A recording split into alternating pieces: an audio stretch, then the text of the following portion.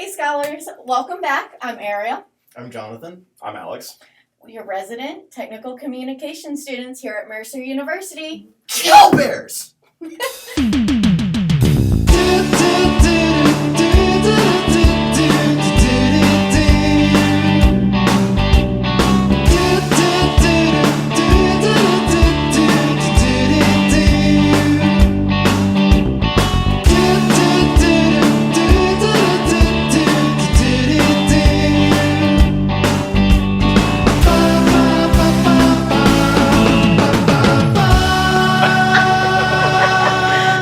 Today we're going to be talking about the social media site YouTube and how companies can effectively use YouTube. So first we're going to look at some best practices for running a YouTube account, and then we're going to look at actual corporate YouTube accounts. So for some background information, YouTube is a social media platform where individuals, groups, or companies can post videos. On said videos, anyone with an account can like, have conversations in the comments, or subscribe to channels to get notifications about video postings. Hey Alex, can you tell us a little bit more about how a company can use YouTube to their best advantage? Sure thing, man. So, as a lot of you guys know, YouTube is one of the biggest social media platforms today. That being said, a lot of corporate companies are starting to transition over to actually having corporate YouTube channels to where they can put their content out about whatever products or information they want their audience to know in a way that their audience can just easily access it in a very wide area. So if any of y'all are looking to start a corporate YouTube channel, or you're already running one, there's a couple of best practices that you should follow in order to truly get the most out of YouTube. So a first step can be looking at your competition. If they're on YouTube, see how they're using it, see what seems to be working for them on their channel. Because you're in the same market, some of their strategies might work well for you. However, it is important to note that you're still representing your company on the channel, so just make sure that it is appropriate towards whatever audience you're trying to cater for. Which leads me into my second best practice point. Make sure that each video you post ties back to your overall goal as a company. Every video should have intent and made for a reason that benefits you. An important aspect of making videos is knowing who you're making for, knowing your audience, knowing what kind of content that your audience wants. So the third best practice that we have on here is know and interact with your audience. YouTube shows, and they do a really good job of showing you the analytics of who is watching your video. Just knowing who they are, though, still isn't enough. You need to interact with the audience. It's a social media platform after all. If there's any questions in the comment, answer it. Sometimes that's the quickest way for your audience to reach you. Sometimes your audience may need a kick, though, which brings us next on the list. Add a call to action. Use the phrase like, comment, and subscribe. I'm sure you've all heard that if you've watched any YouTuber. Mm-hmm. Always like, comment, and subscribe. You can also drive traffic to websites if you have a website and that's one of your goals you're trying to improve. It's a very good way to get more traffic on the website. Make sure you check out our website for new merch, like things like that. I mean, have the link to the website in the description, helps a lot too. Yeah. So for us, it would be, guys, we would love if you would check out our technical communications page on Mercer's site. Link right there. Probably right there. And definitely down there. Yes. Yes. This next tip may be a little difficult to understand, but just try to stick with me here on this one. It's a good idea to be consistent with the videos that you're putting out there. But also analyze the reactions and the popularity and react if necessary. So pretty much be consistent with the brand image and your overall goals. Throughout the process, however, if there is a trend going around that would benefit you to follow, jump on it. I mean, the trends, they come and go, and they come so fast and they leave so fast. So sometimes the trends can come up without even having a time to plan for it. But sometimes if you know for a fact that it will benefit your audience, jump on the trend. Right. It might even bring people who aren't your audience. It'll attract them to your videos. Who knows? So go with the trends, but still stick with what your company believes in. Yes. Their branding. And Yes, all yes. that. Absolutely make sure that it's on brand for your channel. That's the most important thing. That's why your audience is there in the first place. YouTube is not just an opportunity to interact with your audience, though. It can also bring a source of income. That's why the next recommendation is thinking about getting your channel monetized. Once some requirements are met, it is possible to receive money from people watching your videos, and this is done by having ads that come on during the beginning or the end of the video. And if your video is longer than 10 minutes, you can even have ads in the middle of the video called mid-rolls. If your channel does get to that point, it may be a good idea to play around with video length and see if your audience would prefer the longer videos. So if we were having shorter videos and then we qualified for monetization, we might want to think about longer ones so we can get that extra ad revenue. Absolutely. And I'm sure a lot of people know this is some people's livelihood. There is a huge income opportunity with YouTube.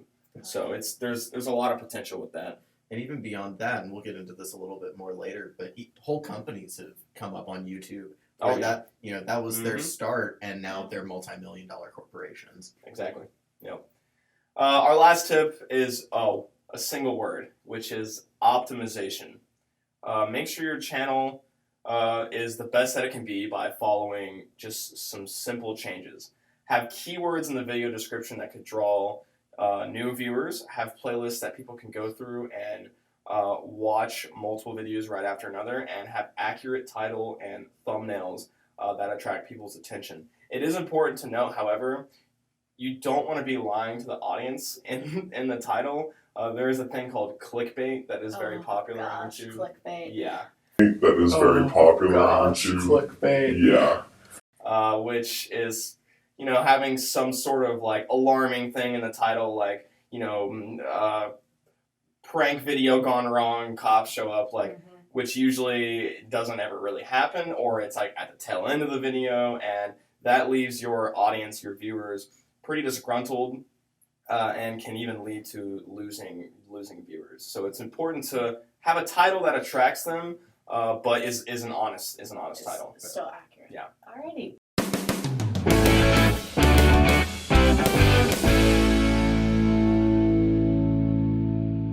Thanks for that, Alex. Now that we've talked about some best practices, let's look at some real companies and see how they use YouTube. So first, we wanted to go with a company that isn't necessarily known for their YouTube presence, and that was Red Bull. So Red Bull uses social media to directly appeal to its audience's extreme interests. Many videos make use of extreme sports such as skateboarding, BMX biking, and skydiving, and they really work to create a product that audiences are interested in and excited to watch. However, most of these videos focus primarily on telling a story rather than just the extreme nature of what's going on.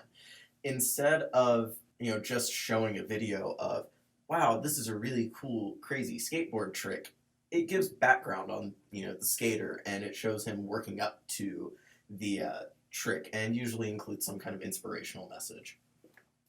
And again, although more extreme videos perform better, an average video still receives tens or hundreds of thousands of views, thus diversifying the brand beyond just their extreme sports and providing a level of stability for the channel. See, I find that pretty interesting because personally, I've thought of Red Bull as, they're an energy drink company. Yeah. I've never thought of them as being extreme sports and all these other stuff. So it sounds like they've utilized YouTube to sort of create a new brand of market. They're definitely expanding it because with the events, their phrase, their slogan is Red Bull gives you wings, which is almost, Red Bull lets you do things you wouldn't normally be able to. And that's exactly what the videos are. Yeah, and that was a really cool thing when I was analyzing this channel, is that they really did a good job of taking Red Bull and not making it a product, but making it a lifestyle brand. Yeah. It's not,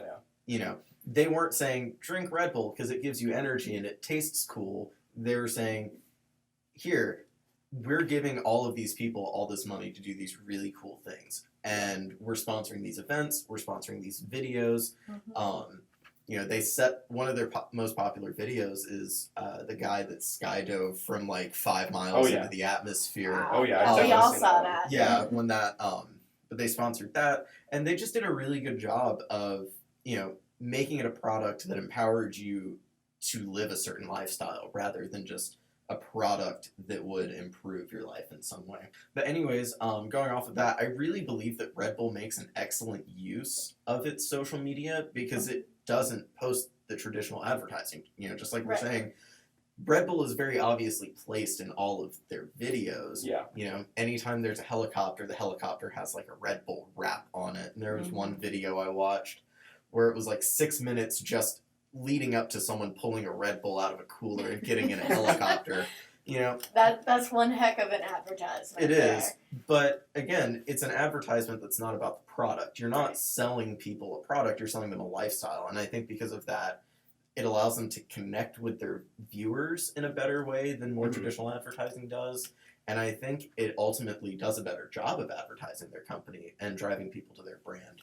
I completely agree with that because I mean, people think of it like energy drink, but at the same time, like they do a good job of putting the brand out there while also not specifically being about the energy drink. Like when I think of corporate companies, I think of like Wendy's putting their just commercials on their YouTube channel, Right. and Red Bull doesn't. From what it sounds like you've been telling us, Red Bull doesn't really necessarily focus on their commercials about their energy drinks. It's more on like what their people who are using their energy drinks also enjoy to do. Yeah. They know their audience. Exactly. And Exactly. and going off of what you just said, as I'm thinking back on it, I may be wrong, but they did not have any traditional television advertisements, at least Interesting. obviously posted to their account. I'm Mhm. sure they might be there, and I know I've seen them as like mid-roll ads or pre-video Mhm. ads before, but they're not posted directly to the channel in a way that when you just click on their channel, you're going to see them. It's probably in a playlist on there, pretty Yeah. deep in there.